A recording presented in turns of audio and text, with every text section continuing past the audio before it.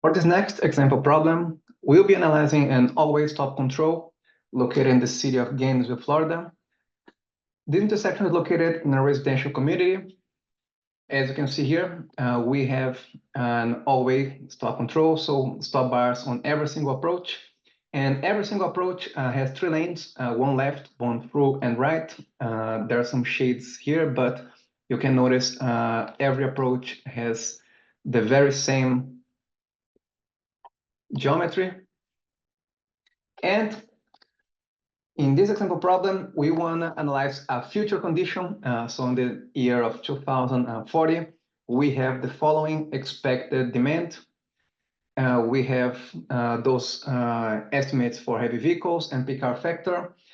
And based on that, we want to analyze what are the future conditions going to be on that intersection. We can then open our always stop control module. We can start a new file. And in the first page, first of all, you'll notice there is no major street, minor street. All approaches are treated equally. We have a peak hour factor of 0.92, which is exactly equal to the suggested default value, so nothing to change over here.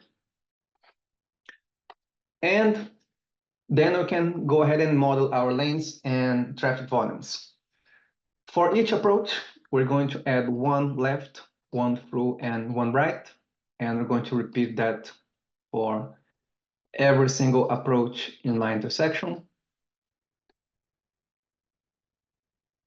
And then we can start entering our volumes, which is for eastbound left, 39, eastbound through 5, and 484 vehicles per hour eastbound right.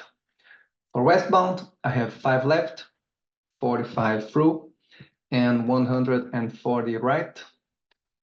For northbound, I have 289 left, 423 through, and 5 right. And southbound, I have 24 right, 471 through, and 5 right. I have 0% heavy vehicles on all eastbound, westbound approaches. And for northbound, southbound, I have 2% trucks, and I already have that here.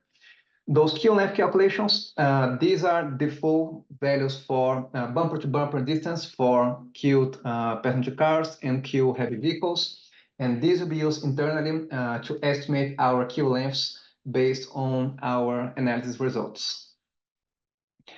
And with that, we've done with our data modeling. It's a pretty simple process. We can go ahead and check our report. Again, we have a sketch of the intersection, a summary of my input volumes, my geometry. And when we look at my performance measures, as you can see here, the intersection is not looking that great. So overall, I have 136 seconds of delay on average. That's a level of service F. And I have 3 out of 4 approaches are also failing getting a level of service F due to these delays. So based on that, probably we're going to have some operational problems in that intersection in the future. But for now, we are done with this example problem. Once we get to the roundabouts module, we are also going to study an alternative for the future year. What would happen if we replace this always stop control intersection with one roundabout? But that's going to be a topic for the next chapter in our course.